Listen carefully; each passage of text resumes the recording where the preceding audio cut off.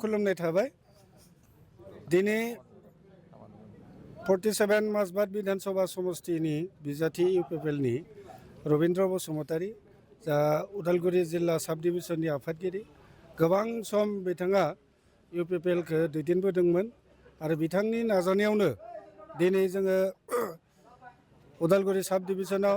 इउपिपिएलआ गोथां महरै मोनदों आरो बिथांखौ दिनै जोंनि हाइकमान्डआ बिजाथि महर हरनायनि थाखाय आं रौता ब्लक कमिटिनि आफादगिरि जानानै आं हाइकमान्डखौ दा जोंहाथ' प्रटेक्ट प्राइमारि एन्ड भट कमिटि दंखायो आरो जोङो बिजाथि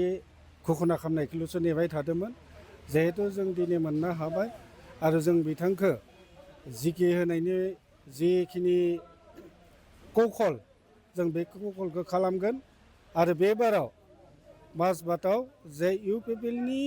बिजाथि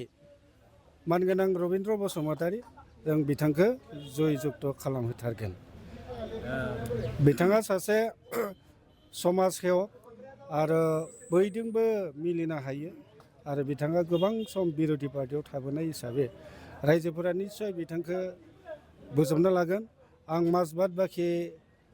भटार रायजोफोरखौ आं खावलायदों जाहाथे बे बाराव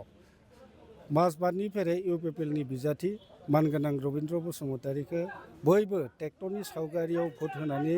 देरहासार होगोन आं बेखौनो मिजिंथिबाय। दा जोंनिथ' राजनितिक हिसाबै जों बयखौबो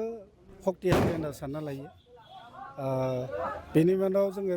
बिपिएफजों बांसिन बेयाव दावहा जागोन। इतिमध्य बिपिएफनि बिजाथि लोगोसे बिथाङा आसाम सरकारनि केबिनेट मिनिस्टार 5 दाननि